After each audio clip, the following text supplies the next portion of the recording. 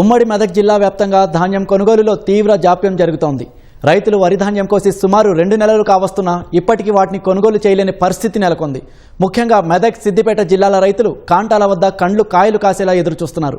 లారీలు రాక, హమాలీలు లేక, మిల్లులు వాళ్ళు తీసుకోలేక ఇలా పలు విధాలుగా అన్నదాత పరిస్థితి దయనీయంగా మారింది.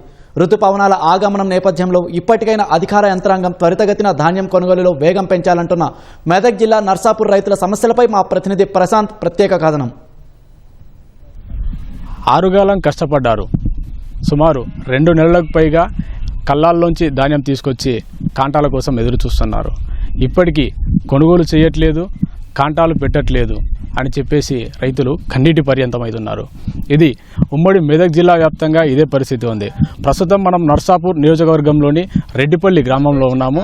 ఇక్కడ రైతుల పరిస్థితి ఏంటో మనం అడిగి వారి మాటలోనే తెలుసుకునే ప్రయత్నం చేద్దాము. చెప్పండి, మీరు ధాన్యం ఇక్కడ తీసుకొచ్చి ఎన్ని రోజులు అవుతుంది? ఇక్కడ ప్రధానంగా సమస్య ఏముంది? 2 నెలలే పోతలేదు. అందులో ఖాళీ అయితే లేవు. లారీల పరిస్థితి, లారీ ఖాళీ కానీ మేమేం చేయాలని వాళ్ళు అంటున్నారు. లారీలు దొరుకుతలేవు. ఇక నింపేటోళ్ళు వాళ్ళు ఏం చేస్తారు, లారీ రాంది మేమేం చేస్తామని నింపిరు, ఆడ పెట్టి కూర్చున్నారు. అవి మొలకలు వస్తున్నాయి. ఆడికి పోతే వాళ్ళు మిల్లులు ఏమంటారు, ఆ మొలక వచ్చింది, నానిపోయింది, ఇదేం చేయాలి అదేం చేయాలి, కటింగ్లు అవుతున్నాయి అంతే. ఎన్ని ఎకరాలు వేసినావు పెద్ద మనిషి నువ్వు? ఎన్ని ఎకరాలు వేసి పంట సాగు చేసి ఎన్ని బస్తాలు వచ్చినాయి ఇక్కడ ఎదురు చూస్తున్నావు కాంటా కోసం? నా అన్ని జరంతనే వేసిన, ఎకరాన్నర వేసిన. 70 బస్తాలు అయినాయి అంతే. ఆ 70 బస్తాలు కూడా పోకట్లేదు. ఎన్ని రోజులు అవుతుంది? 2 నెలలే. ఇక్కడ మాకు వడ్లు తీసుకుపోతలేరు, ప్రాబ్లం అవుతుంది. లాస్ట్కు మొలక వచ్చినాక ప్రైవేట్కి అమ్ముకుంటా ఈ పరిస్థితి అయిపోతుంది. గవర్నమెంట్లు తీసుకోవట్లేరు. లారీలు కాలు అవుతలేవు అంటారు, లారీలు కాలు అయితే లేవు. మాకు చాలా ఇబ్బంది అవుతుంది. ఈ సమస్య కరెక్ట్ పెద్దవాళ్ళ తీసుకోవాలని మనం ఇస్తున్నాం. ధాన్యం చూసినట్టయితే మొలకొచ్చిన పరిస్థితి కూడా కనిపిస్తుంది. మీ ధాన్యం ఏమన్నా మొలకొచ్చిందా? మొలకొచ్చింది. ఎన్ని బస్తాలు? 3 బస్తాలు మొలకొచ్చింది. ప్రైవేట్ వాళ్ళకి అమ్మేసినాం ఆల్రెడీ. ఎందుకంటే మొలకొచ్చిన తీసుకోమంటే ప్రైవేట్ వాళ్ళకి అమ్మేసినాము. Depositor అమ్మేసినాం already. మేము దానికోసం చర్య తీసుకోమని మస్తు పత్రిక చేసినా కానీ తీసుకోలేదు. మేము ఇక్కడికి ధాన్యం తీసుకొచ్చి 15 రోజులు అవుతున్నది. 15 రోజులు అంటే మేము పంట పండించడానికి 3 నెలలు అయింది.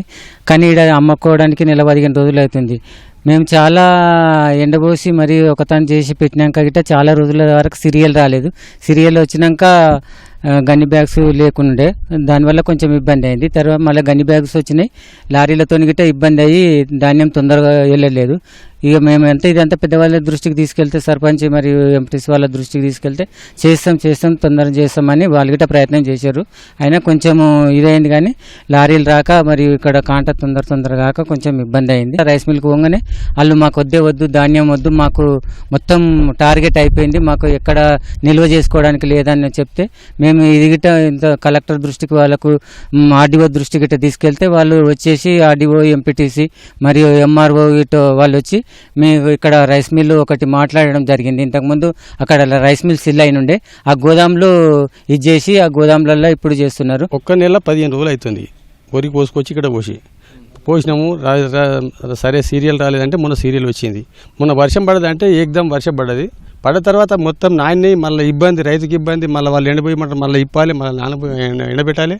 వచ్చినాయి అయినాయి. లారీలు వాళ్ళ పాపం 150 సీరియల్ అట.